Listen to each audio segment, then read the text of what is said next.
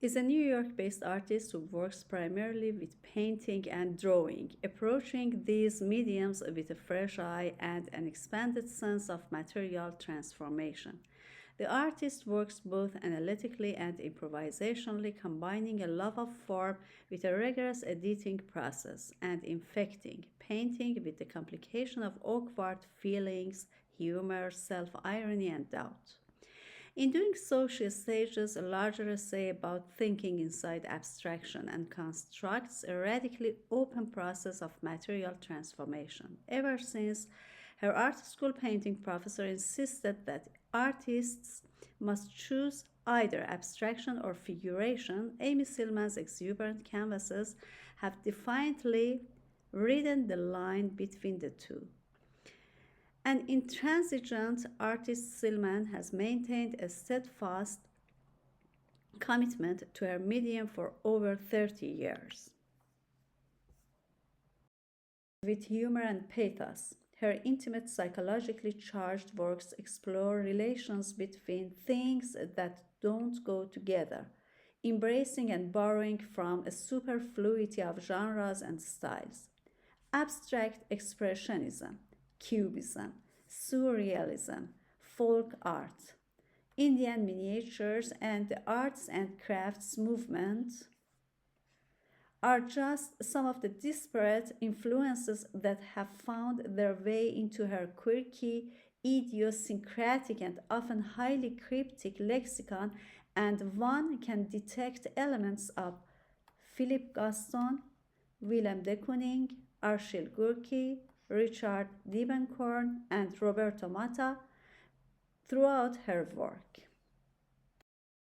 The artist paints large expanses of color with gestural brushwork and then layers, scrapes, and negates as she negotiates resolution and irresolution.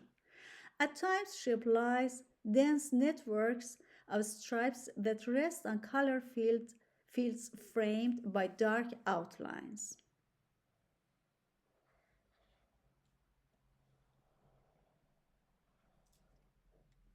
Some moves appear to counteract others, disrupting a sense of intentionality. Some paintings lie in wait for days or weeks in a kind of purgatory awaiting final judgment, conflict, or painterly redemption. There are areas where there's really fresh mark making, places that are left open, retained, versus areas that then get successive layers.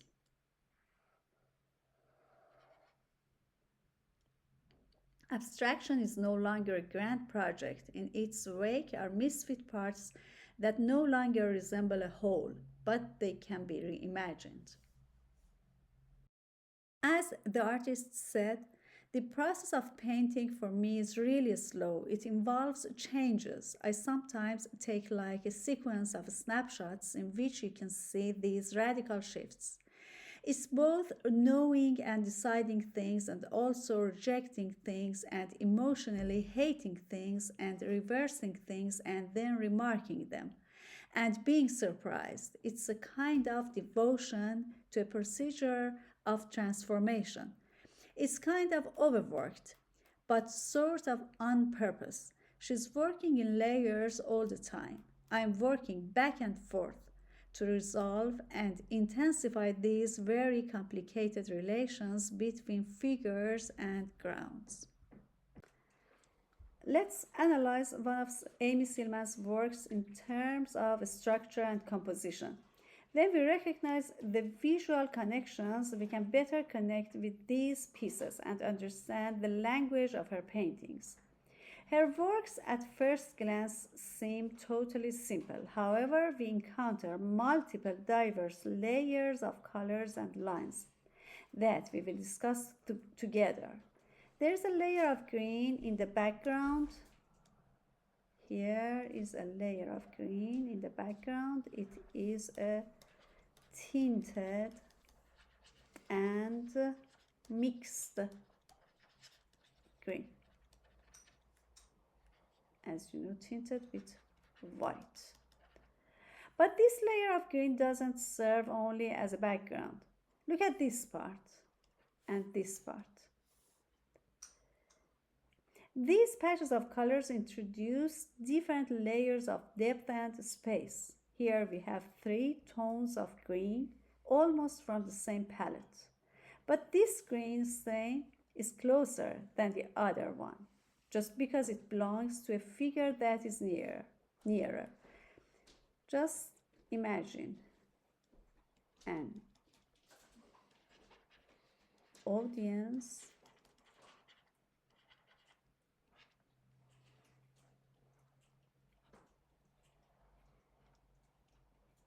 here. We have 3 patches of colors, and number 2 is closer to the audience because it belongs to a figure. Which figure? I try to show you. We have a figure in the center of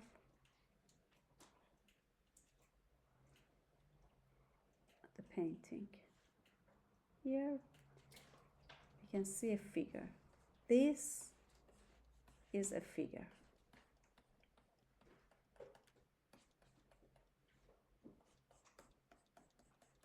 And this green belongs to the figure. Therefore, it is closer to the audience than number 1.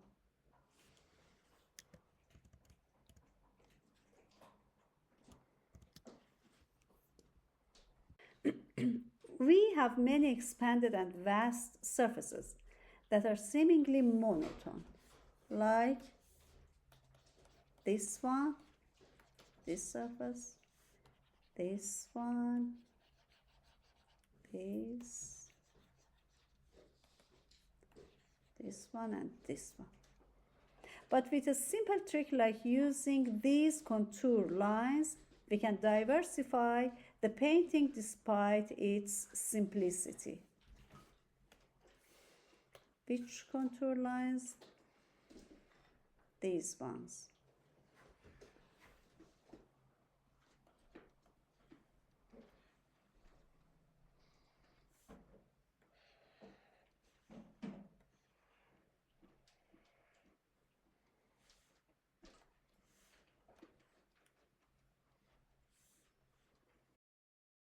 In 3 areas, the top right,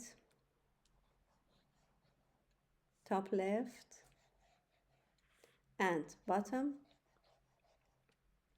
there are 3 yellow patches. If we connect these patches, like this,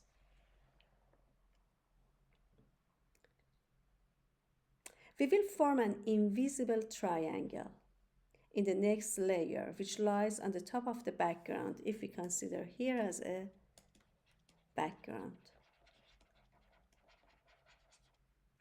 Up to this point, we see that we are not dealing with a structureless abstract painting, but rather this painting is filled with solid composition and a strong structure, much like the works of Jean-Auguste Dominique Ingres. Besides the triangle with yellow stains, many other triangles can be recognized. For example,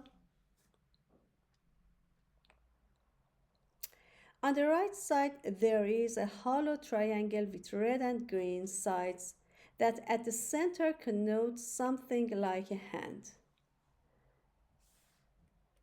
The other triangle is here.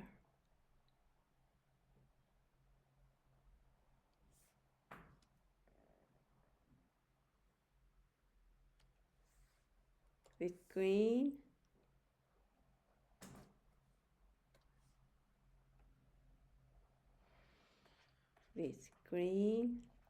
and red sides, and it connotes something like hand in the middle of in the center of the work.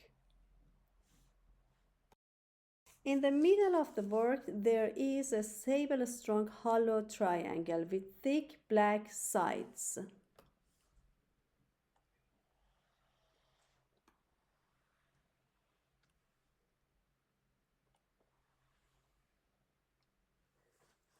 This is a hollow triangle with thick,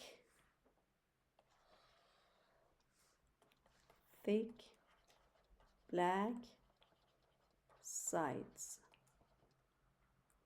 but curved points and corners.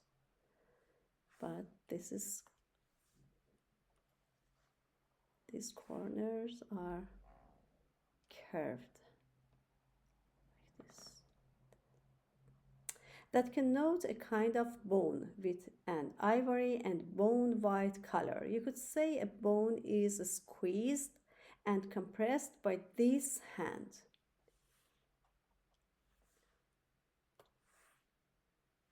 We have a hand here.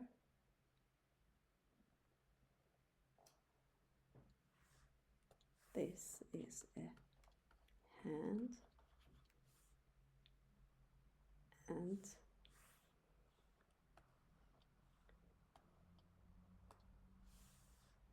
here a form like a bone.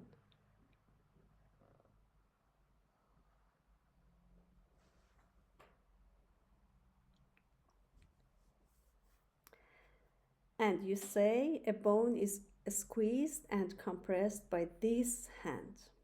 In the center of the work, in this central hollow triangle, we have another word with texture, dark and light contrasts, some warm shades in the corners, like these shades,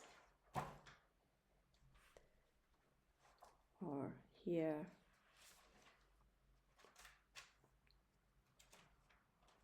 And many small sized stains in contrast with average sized stains and large sized stains. So in the center, all the visual elements are dense and we have multiple visual accidents here. On the left side, the color are darker than on the right side and the paint stains on the right side are smaller than those on the left side.